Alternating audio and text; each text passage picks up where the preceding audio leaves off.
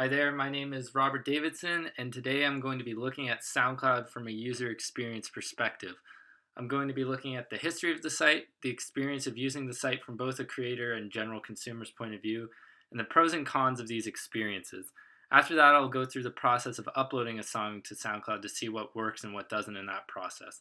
Finally, I'll look at some of the recent changes SoundCloud has made that are drastically affecting the users and the future of the site. Now, to do this podcast, I'm going to be using this video recording software to look at what I'm doing on the screen as I'm talking. Often, there might not be something going on, so the audio is the focus of this experience. So, we're going to start with the history of SoundCloud. It was founded in 2007 with the goal to become, in the words of co founder Eric Walforth, the Flickr for music. Now, Flickr was known at this time as being a small community of around 300,000 people. This was just before the Yahoo acquisition. So they were aiming for that small community vibe. It was a place for musicians to reach out directly to their fans with no need for a label or promotion. It's caught on fairly quickly, especially in the electronic music community. Producers can now export a track, upload it to SoundCloud, and have it heard by all their fans in minutes without having to jump through the hoops of having a label publish their music for them. This was very attractive, especially to smaller producers who may have been making quality content but couldn't quite get it out to the world because they didn't have the contacts and the labels that they needed. While SoundCloud didn't and still doesn't make the musicians any money, it acted as a promotional platform, giving the artists exposure that may not have been able to get it before. SoundCloud's creation and popularity with the electronic music community also happened to coincide with the North American EDM boom. Now, what I'm referring to is in the late 2000s, electronic dance music, or EDM, started becoming more and more prevalent in American culture. Previously, it was seen as a weird kind of European thing, referred to as techno music often, but with artists like deadmau5 and Skrillex coming from North America, bringing more of a pop feel to it, even though the music may have been aggressive, it was more accessible than previous forays into electronic music that North America had had. And this explosion of new electronic music fans had people searching for a place to look for their new music. House and dubstep became cool to listen to, so all the fans were looking for a new place to find where the new cool music would be coming from next, and SoundCloud is where they ended up landing in this pursuit. At the same time, bigger artists began latching onto the service as a way to put out unreleased music and promote singles before the release date. So essentially, a month or two before a song would come out, they would put up the full song onto SoundCloud to stream, not to download, just to give their fans a taste of what was to come. So it became like a new method of promoting music before it even came out. All of these factors came together to make SoundCloud the success it is today. They now bring in more than 175 million unique listeners a month and have everyone from Drake to Diplo uploading music on the service. Now to go into my personal experience with SoundCloud, how I grew up with the community, and how I see its history coming from my perspective as a user and a creator. It goes back to 2011 when I first discovered SoundCloud. I was just getting into the dubstep that was getting popular, with Skrillex becoming a prominent figure in electronic music. And with this newfound interest, I was looking for a place to find more music like what Skrillex and deadmau5 were making, and I found myself on SoundCloud. I began exploring all it had to offer and found myself with an amazing experience. As opposed to YouTube, which was more of just looking for songs specifically and listening to those songs as separate experiences, SoundCloud was a flow. There was, after one track, you could go to the artist profile, see all their music. You could look at the music that they've liked on their profile, go through that. It was more of a flow to finding new music and discovering new artists. Just also the sense of the artist putting out the music directly to me really resonated, because instead of feeling just like I'm accessing the music, I felt like the music was being brought to me by the artist, and that it was more of a community feel. As you can see, SoundCloud still trying to get this vibe across with their new slogan, find the music you love, discover new tracks, connect directly with your favorite artist. It's heavily based around the idea that there's a community in the SoundCloud space. I felt like I was part of a secret club at the time in the early SoundCloud years with only diehard fans like myself. And as it began following more and more artists, my feed became a haven for the newest, coolest sounding music, and I became addicted to checking it. As the years went on and SoundCloud got more popular, it became more of a set part of the promotion cycle of a major record release. So, as I said in previous years, the artist would upload maybe one or two singles before the album came out. No particular rhyme or reason to it, just giving the fans a preview.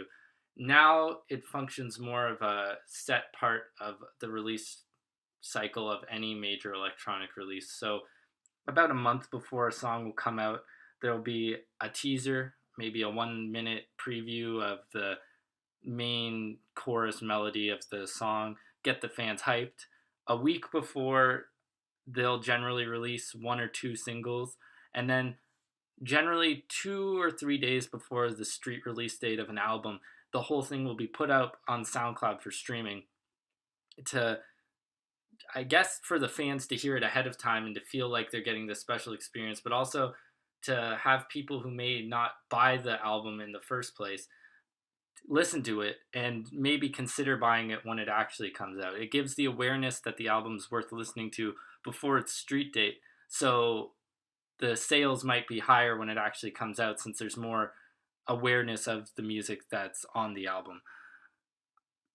This didn't stop artists from using it as a direct service to their fans, though. Just because there's more of this corporate feel to it, this structure to the release schedule, there's many bigger artists that are still putting up unofficial remixes, unreleased material to their fans before or an official release, or even if it's ever going to get an official release at all. One of the coolest instances I can remember about this was when deadmau5 was working on his last major record release. As he was completing each song for the record, he was uploading them to SoundCloud in their infantile states. So as the song was being made, you were hearing his process, seeing how each song evolved. And then when we got to the actual album, we got to hear the culmination of all these ideas that came together into the album at the end of the day. And it was like a really cool experience seeing an album come from the bottom to where it was. And I don't think that would have worked with a service like YouTube. I think the community aspect of SoundCloud helped that actually happen. Another cool thing that SoundCloud has been able to do, because it's directly from the artist, is the ability to get in contact with them. There's been many times where I've reached out to artists that I like. Maybe they put up a song that isn't for download, but I want to play it out in a DJ set. I can just message them directly on SoundCloud, and often they'll get back to you, give you the link, thank you for your support, and it makes you feel like you're part of a community with the artists themselves. Now, SoundCloud continues to be a part of my daily routine. I generally go on in the morning, skim the feed, see the new tracks that have come out, like the ones that I plan on listening to again in the future. Then later in the day, I'll come back, generally look over the one or two other tracks that may have been added, and then go through my likes that I liked in the morning and see which ones are actual tracks that I'll come back to in the future and get rid of the ones that I won't. It's a process that I go through every day, and I think SoundCloud is unique in that way, that I'm always looking for this new music and always using that service specifically. In addition to using it as a discovery platform, I'm constantly listening to my liked music on the go with the SoundCloud mobile app. Now, the focus of today analysis of the user experience will be mostly the desktop app, but the mobile app is largely similar and allows you to stream your likes and general stream from your phone and listen to them on the go. Because of the nature of SoundCloud being about the new music, the hottest stuff, it's often not used for listening to albums in full. It's more the hot singles of the moment. So when I'm listening on my phone, I'm going to SoundCloud. I'm going to listen to the hot new stuff that isn't out on a major release yet. I'm going to SoundCloud for that feeling of exclusivity uh, or advancement. Since if the song's already out, then I'm probably going to have it bought. But SoundCloud lets me stream that ahead of time, and it's a really unique experience in that way. In addition to using SoundCloud as a consumer listening to the music, I also use it as a creator. Since I've been making music for the past 4 years, I've been uploading anything I'll finish or want to share with my friends or get feedback on to SoundCloud. And SoundCloud really makes this process quick and easy, makes sharing tracks infinitely easier than sending the file out directly to different people. You can just upload it to SoundCloud in many digital audio workstations, which is where one would make music like Ableton Live, as you can see here. You have an export setting that goes directly to SoundCloud, so I can just export my track directly to SoundCloud from in the DAW, and it'll be online within minutes. It's a really easy to use service, and if you pay for the pro version of SoundCloud, you can get an even richer experience as a creator with statistics and feedback of who's listening and where and when. You can go really in depth into who's looking at your tracks, and using it personally as a creator that way has been very useful to see who listens, who likes my tracks, who's commenting what. It's a really nice feeling being part of a community that's supportive of your music, as well as bigger artists. So now that I've gone through my history with SoundCloud, I'm going to go over how someone might go through the user journey of using the SoundCloud app. And what I'm going to do is first look at it through the perspective of someone who's just signed up for the site, just trying it out for the first time. We're going to go through the interface of the website, how the user might flow through the experience, and then we're going to go into how a user like myself that's been using it for years might go about using the service. So we're just going to look at this page here. This is the home page that you get to when you go to SoundCloud. You're not signed into an account. So we can see in the upper left, we've got the SoundCloud logo.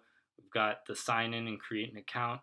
We've got a picture here of a bunch of guys having a great time. They're smiling and laughing, trying to promote that community feel, which is further brought across through this message.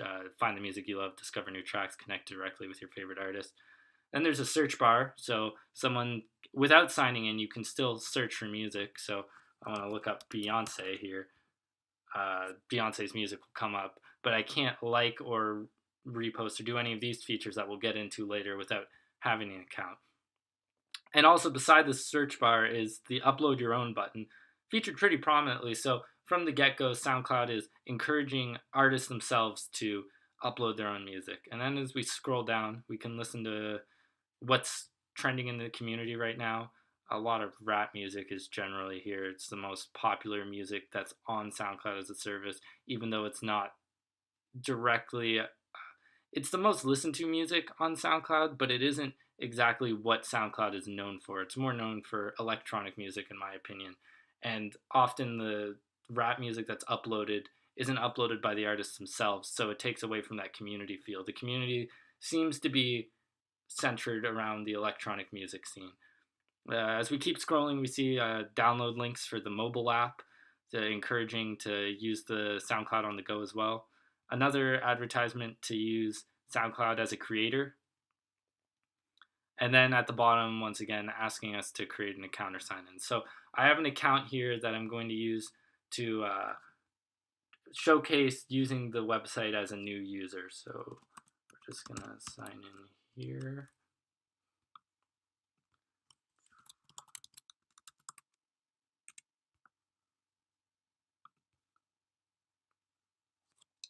So this is what I might see as a new user to SoundCloud. So right up on the top, we've got the SoundCloud logo. It'll also act as a home button. The home button, we have our collection. Currently, there's nothing in it because we're not following or going or have any playlists. We don't have anything really on the site. We've got our search bar, same as on the splash page at the front. We've got an upload button to upload our own music. We've got my profile, which shows all of the groups, who I should follow, my notifications, which I have none of right now, messages, and then additional settings here. So we're going to go to the home page, and we're going to look at the Explore tab. Now, Personally, I don't use this tab very often because I know what I'm coming to SoundCloud for. But maybe as a new user that doesn't know exactly what they want to listen to, they can come and look at this Explore tab. So right now we've got trending music, all the hottest tracks according to SoundCloud's algorithms. I don't quite know how they come up with what they consider trending music, but it's probably something to do with most plays most recently. So we can look through the most common trending music. We can look at trending audio, which skews more towards podcasts, I'd say. SoundCloud in recent years has began expanding into podcasts as something that they want to advertise their service as providing. It's less popular for that. Not as many people are listening to podcasts on SoundCloud for reasons such as it not remembering your position. You're not able to like save your playback position, and often people aren't going to listen to a 1.5 hour podcast like this in one sitting. But nonetheless, the SoundCloud has a lot of eyes looking at it, so podcasters are uploading their podcasts here to get more exposure than they might normally on, say, iTunes.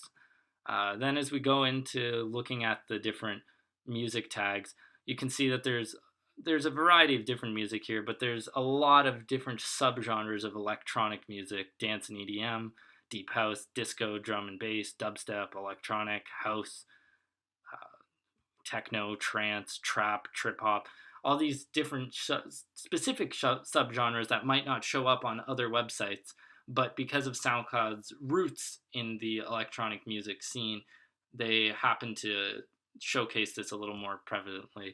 Now, this Explore tab isn't the most useful tool. You can go into, say, the dubstep section, and a lot of the music here won't actually be dubstep. This song is not dubstep at all. Their algorithm to choose which songs show up in these Explore tab categories, I think, is mostly based on their tags, and users can tag a song whatever they want. There's no vetting process to see if it actually is that type of music, so someone could call their song dubstep when it isn't, and it'll show up in the dubstep category. I think this leads to not many power users who know what they're coming to SoundCloud for using the Explore tab because it's not very accurate in what you may be looking for as a user. In addition, we've got this sidebar here, SoundCloud on the go, so it's advertising their mobile app for iPhone and Android. Then a Who to Follow tab, which currently I think is just coming up with them at random because they have no previous user experience from me to show them what kind of music I may be listening to. But as you start listening to more music, the Who to Follow tab starts to specify what they show you to the type of music that you generally listen to. So as you can see, as we scroll down, the Explore tab is one of the only parts of SoundCloud that isn't chronologically ordered. So this is just based on who's listening to what. But in general, as we'll see later, SoundCloud is very centered around the idea of new music and new things being heard. So what I'm going to do now is we're going to close down this new user experience ad and we're going to look at my stream. So as we look at the SoundCloud stream from my perspective as this active user, you can see that it's a little bit different than the general new account experience. So for one, we've got the stream tab, which is filled with music being posted and reposted by artists I like, who I follow.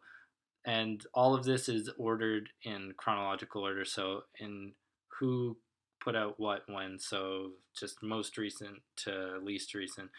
As you scroll down, you can see this.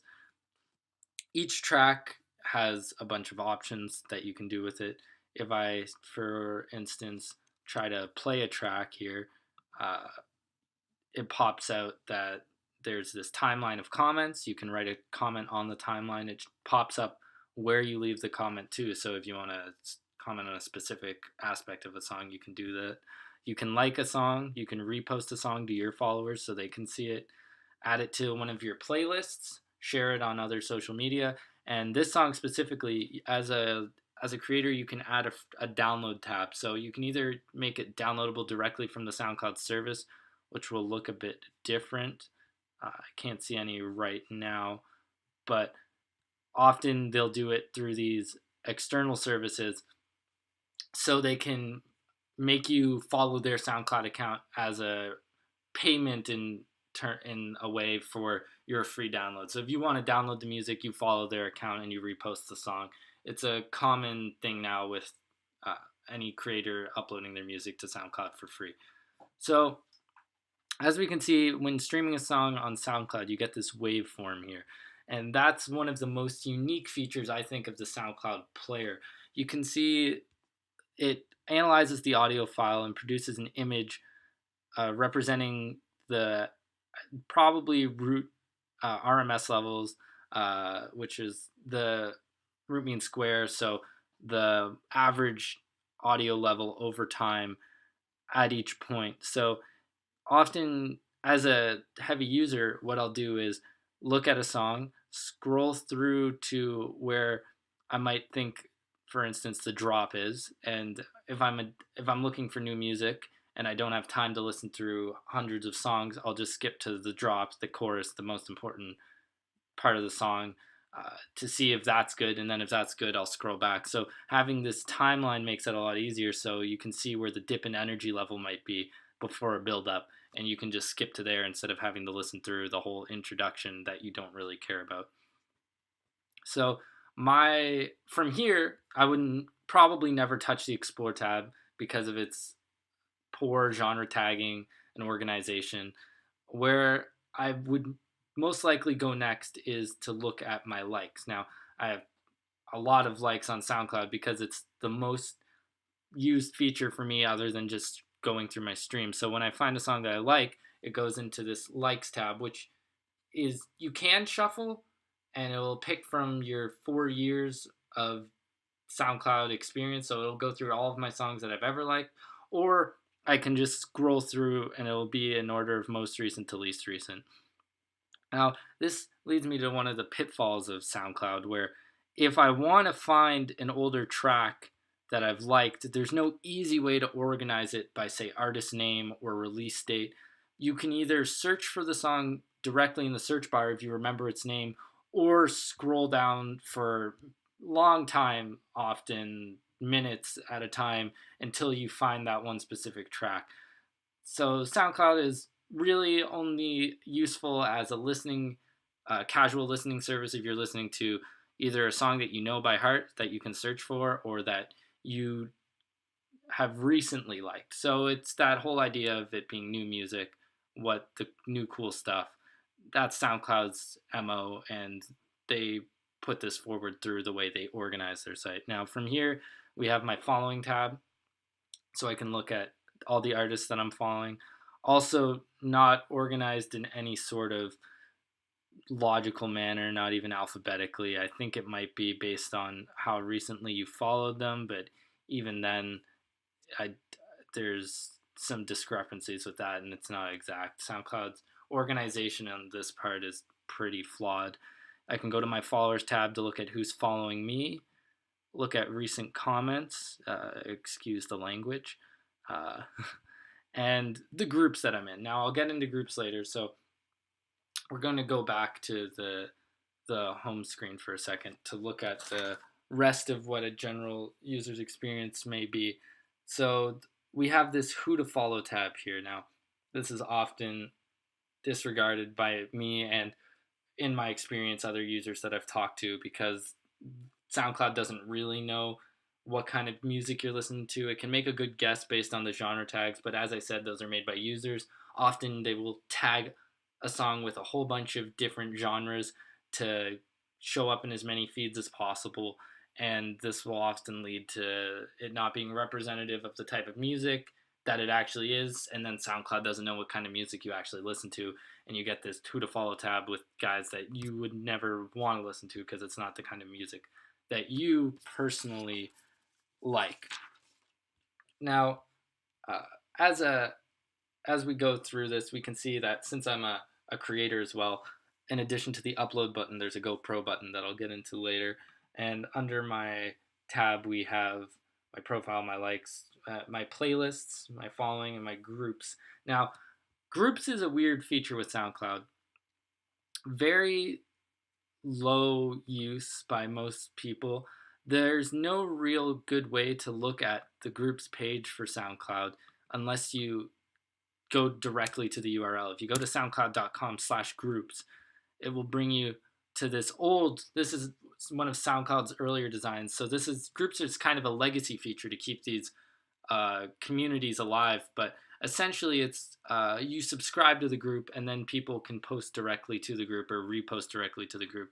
Often there was good intentions with these, but often people would end up posting their own music that wasn't very good, and it would get featured beside music that people might actually want to listen to, and there was no good way of vetting through the group, which is probably one of the reasons that SoundCloud abandoned this. If you hit the home button here, it brings you back to SoundCloud's new design, and there's no easy way to get to groups without doing that. Then we have our notifications tab, messages tab, same idea. SoundCloud's messaging system, pretty basic. You message the person that you want, you get a response. It's a very basic messaging service, but you are allowed to message anyone on the website. So that's a plus for SoundCloud in terms of user interactivity with the artist, which is something that they often promote.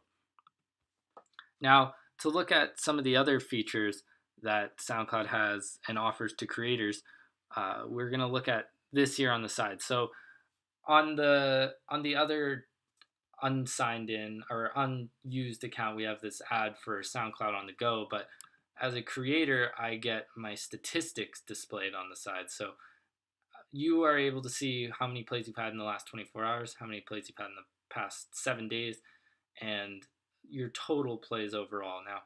Now, here we go. Going on to the stats page, there's more of a breakdown so I can see what songs were played.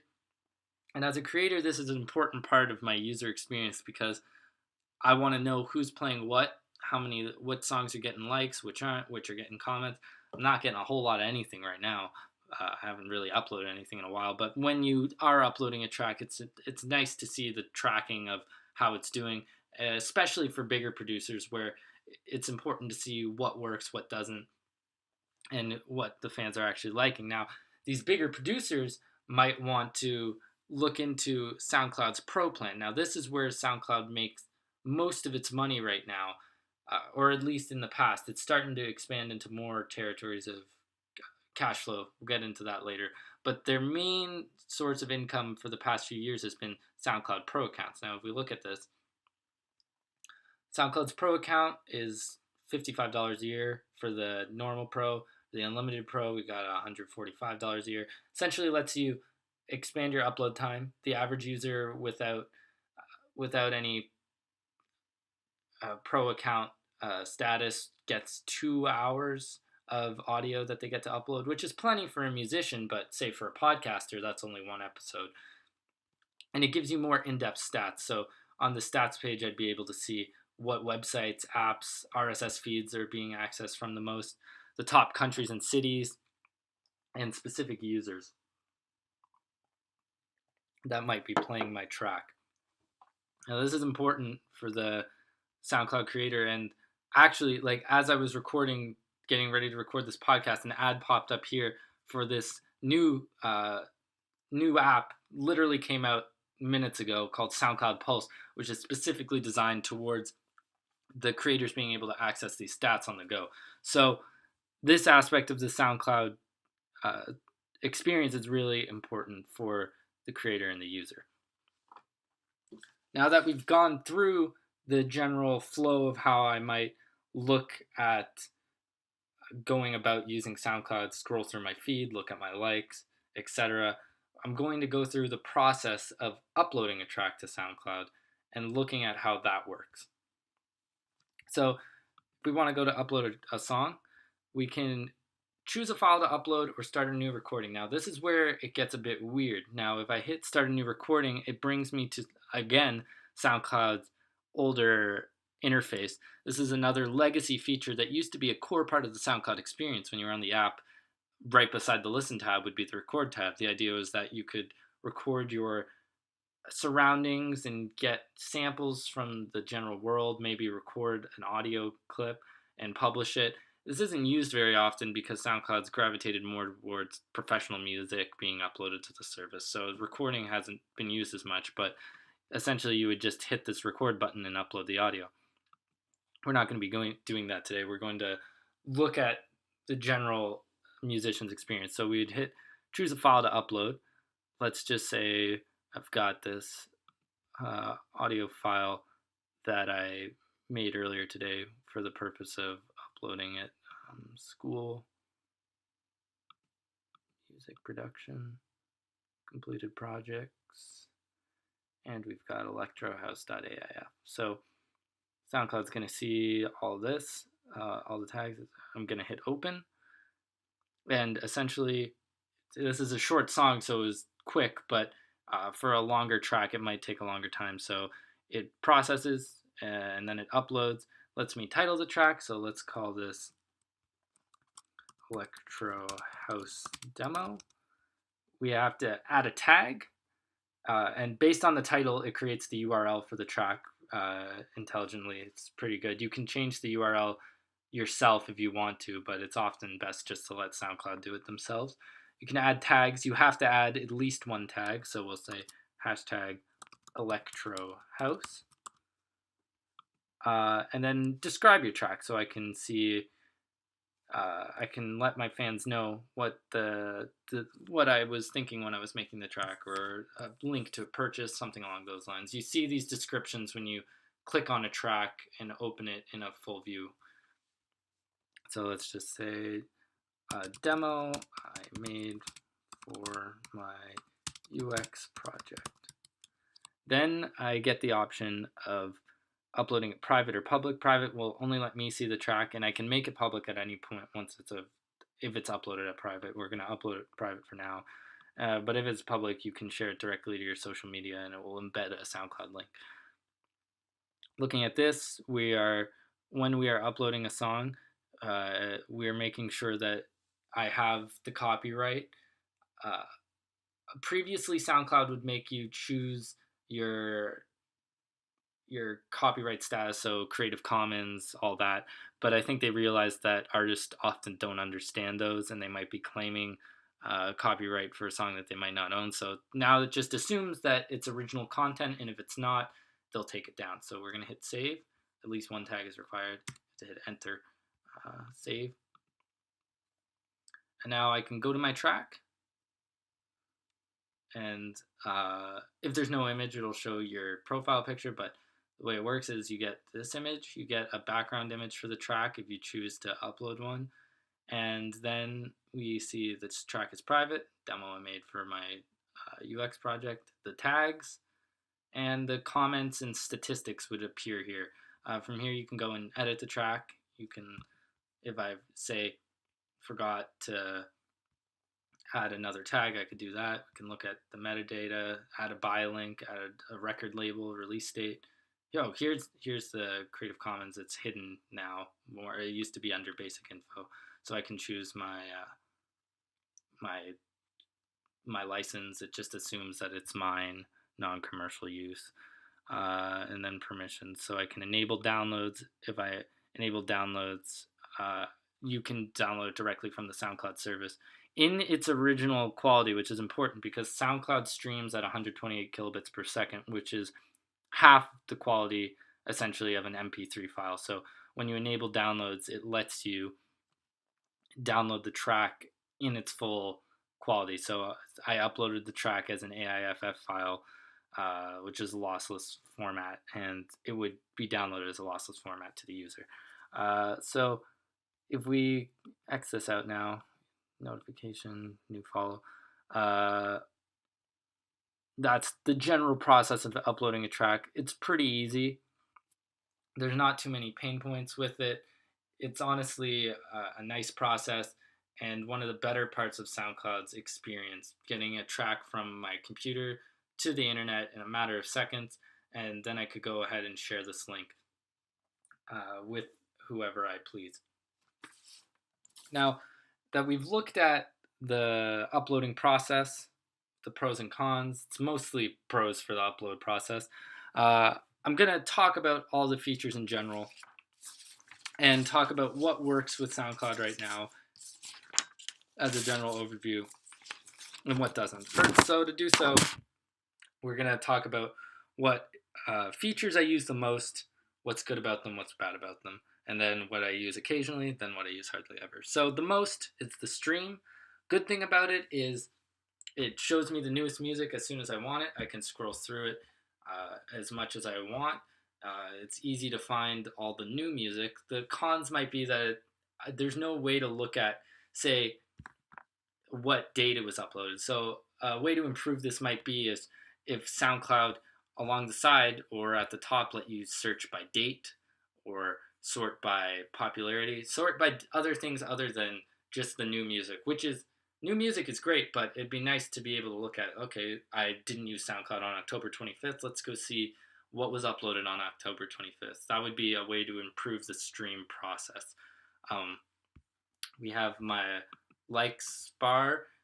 Again, I use it a lot, but I would be happy if there was a better way to organize it. Just having the chronological order is kind of a downfall for SoundCloud. Adding a way to organize it by artist or release date would be a lot more useful, or a way to at least look at all the tracks in a more concise view, because right now you can only see one or two tracks at a time. Your name and picture take up a large portion of the screen for absolutely no reason. You could totally get rid of that and not affect, and probably make it actually the user experience better, but just getting rid of that and being able to see more tracks at once. But right now, only seeing two tracks at a time is a kind of a hindrance for SoundCloud. Finally, my other most used feature is the search bar. Now, I use it a lot to look for new music. So let's say I want to see R.L. Grimes' profile. I can do so pretty easily. It auto-completes. But once you start looking for users that you may or may not follow, let's just do this for a second. Mr. Carmack. Since I follow him, this will show up. But let's say I unfollow him for a minute and then go home. Try to search Mr. Oh, okay. So SoundCloud probably remembers that or has seen that I've liked his tracks. But in general, say for the first time when I was searching for him, because he uses this weird symbol instead of his name, it became harder to look. And the SoundCloud search bar in general, let's go back to Beyonce and search for her. There's no real way to organize what shows up here. You can't search by date or anything. You just are shown whatever SoundCloud believes is what you should be looking at. It's not even organized. For the first few, it's by plays, but then if we look at this has 10 million views, this has 4 million. There's no real flow to what gets shown first, and it can become difficult when you're looking for a specific song and you know the title and you search for it, but you can't really find it. Like, for instance, if I even wanted to find myself, Robert Davidson, it's my account name for, I guess I've gained some popularities because I actually show up. But in the past, I would have to scroll for a long time before I actually found my own profile. So if you're looking for a more underground artist, it gets harder and harder to find what you're actually looking for. That's a downside of the search bar. My two examples have shown it actually working, but in practice, it often doesn't. Now we're going to look at features that I occasionally use. It's a part of my SoundCloud experience, but it isn't a main one. So we've got our playlist here. Now, it shows us both my playlists, so like Rob Recommends, my weekly playlist for music I like, and artist playlists all in one spot. So someone's Sad Drake remixes playlist, for instance, that shows up here. So playlists are a newer feature. You essentially you put your songs, you can order them, and then upload it to your followers. It's actually a really nice feature of SoundCloud. One of the better ones that lets people upload both songs that they like and put them in an order for people to listen to. Or, for instance, if an artist puts out an album and wants to upload it to SoundCloud, they can put them all in one playlist so it's easy to find. This is one of SoundCloud's nicer features and helps get around having a hard time finding music because you can find them in these sets. It's a different way to go about looking for music. And another feature that I use semi often but not too often is the repost feature. So when you like a track enough to share it with your followers, you can hit repost, gets pushed to your followers. This is often used by artists when there's a major release. So let's say we scroll down a little bit. Andrew Luce had a song released under this account, but he wanted to make sure that everyone that follows him has seen the song, so he can repost it without having to re-upload it himself and split the plays. You can have all your plays in one spot and just have it reposted on a different account. So say Feed Me and Kill the Noise make a song together. They don't both have to individually upload the song. They can just repost one. One of them can repost the others. They can get consolidated views, plays, and it helps show that the song is as popular as it is without splitting the plays across a bunch of different tracks, making it seem less popular than it actually is. Now we're going to look at the features that I don't use very often and why. The Explore tab, never really go to it. I've talked about this already. Poorly organized, doesn't correctly tag the genres of the songs. Pretty useless overall. Most people that I've talked to don't really like it. Messages, while they're nice, it isn't a very robust system. Most people would prefer to just tweet at the artists. It's a nicer way to get at it. So let's say, for instance, I messaged this Jenna Pemkowski. It says they're both a year ago now, so it doesn't even show you exact dates, but I messaged her and she messaged me back a few months later. If I had messaged her on Twitter, she probably would have seen it in a matter of minutes. It's an easier way to directly connect with the artist. Here's another one, 21 days ago, and then they respond 6 days ago. So it's a longer process. It's not an immediate thing. So it's there. I don't use it very much, and it could be improved upon by having a better organization of your messages, showing the dates better, maybe making it less of a out of the corner of your eye thing that you have to click on and scroll through. Maybe you get a better notification system that displays your messages so you can look at and better interact with your fans as an artist. The recommended who to follow tab, don't use it very often. I've explained why already. Another instance of incorrect genre tagging screwing over the site.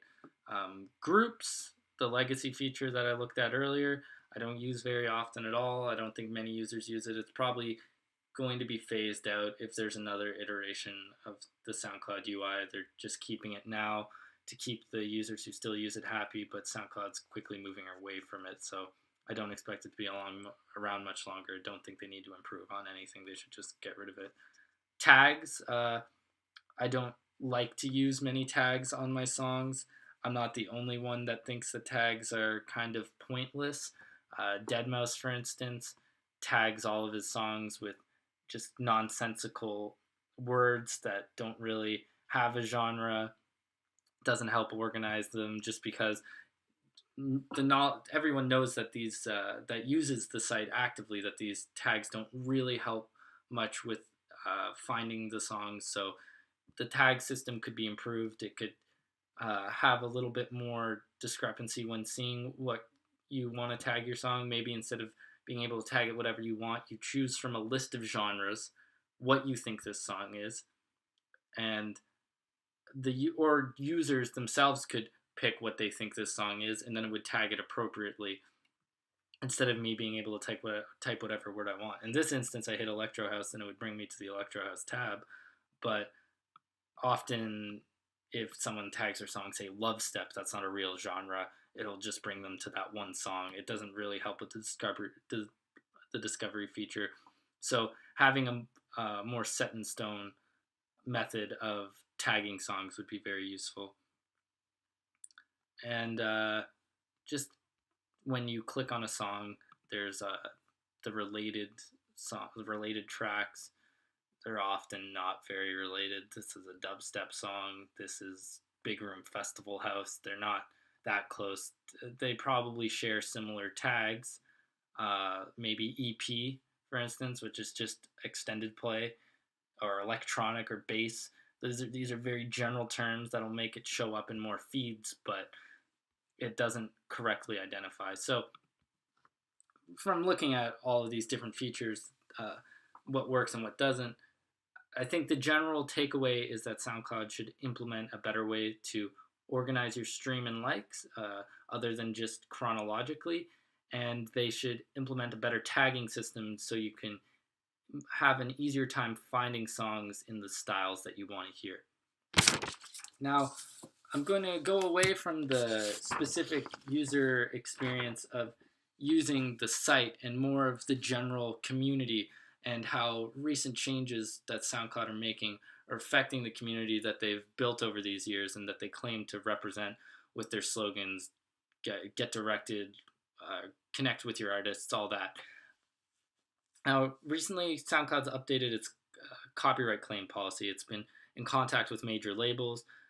Because of its growth, the labels have become interested in the service, but they don't like that a lot of their content has been uploaded on SoundCloud without proper permissions. They aren't getting royalties, uh, which is reasonable. So a lot of the uploads of, say, a popular Justin Bieber song that Justin Bieber didn't upload to SoundCloud were taken down because it was just blatantly stealing their copyrighted material and posting it on a website where they don't make any money off of it. It's understandable that they wouldn't want that.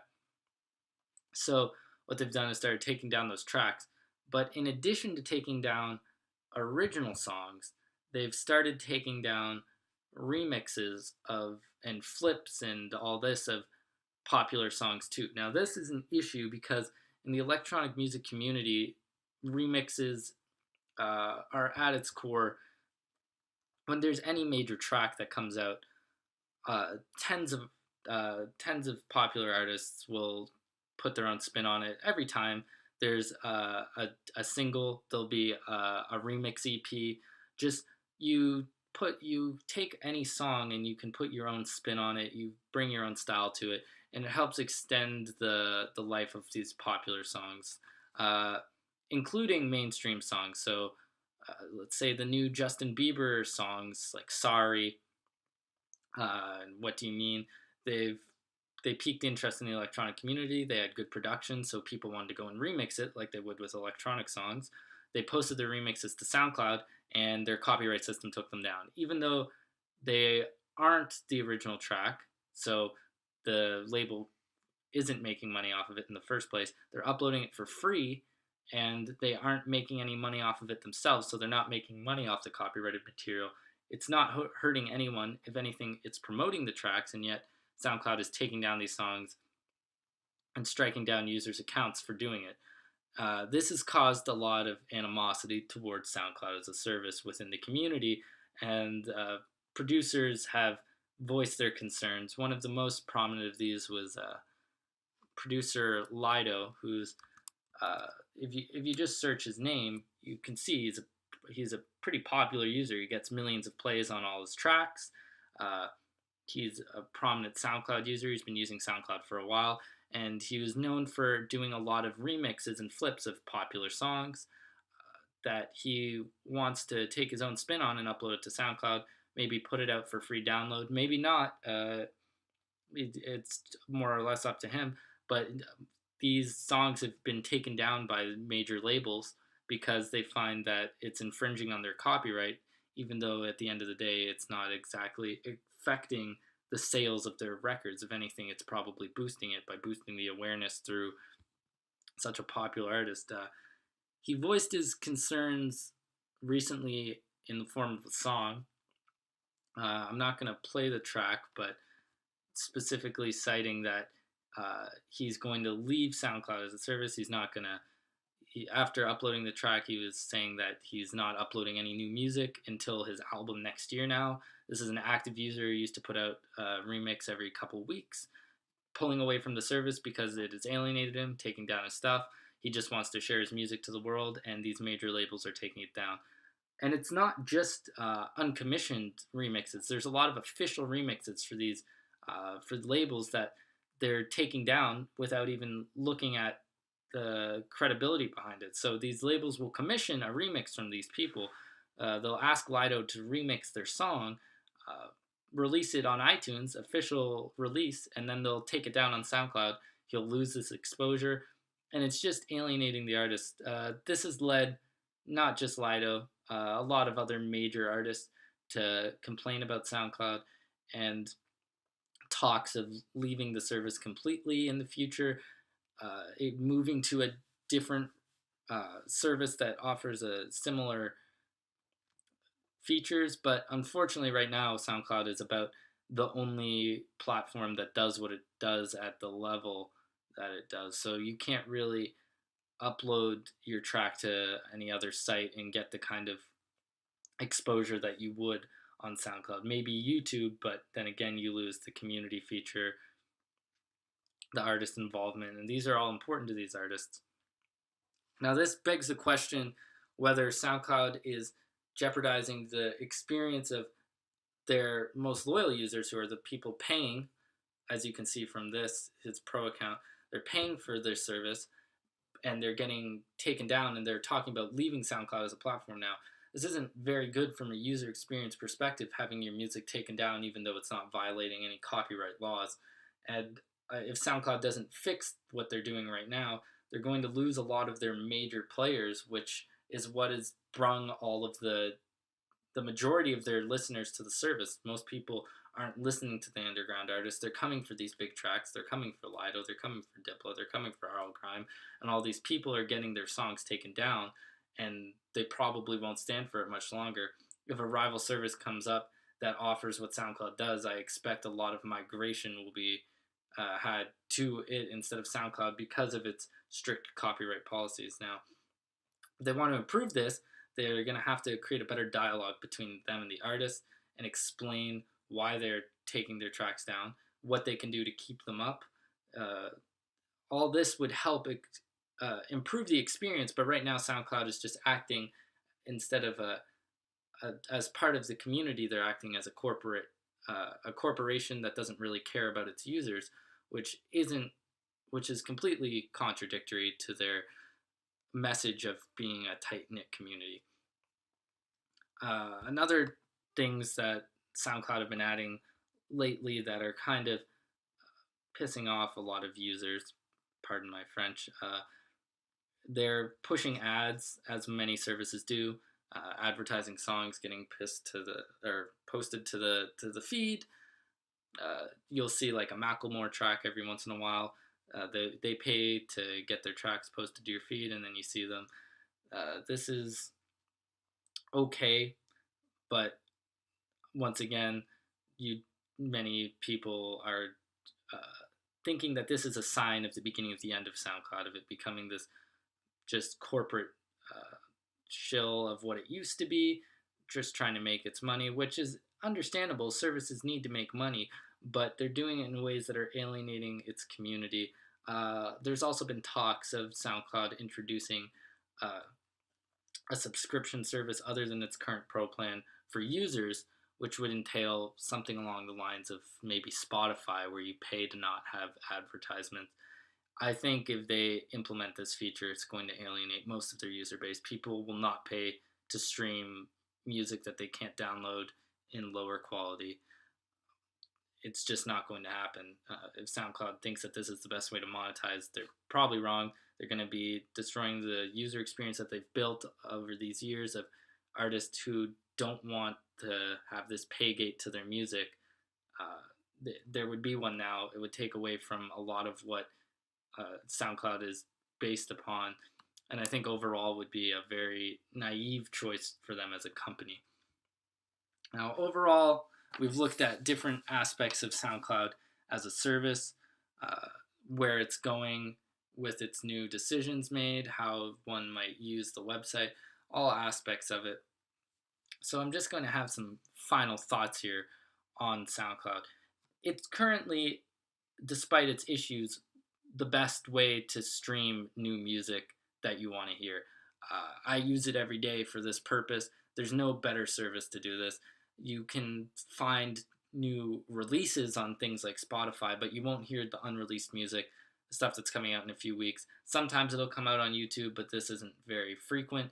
SoundCloud is the go-to place for that. So it's got its niche carved out, and if it can exploit that without alienating its user base, if it can find a way to monetize that, I believe that they'll succeed as a company. But I don't think that a pay gate is going to do that for them.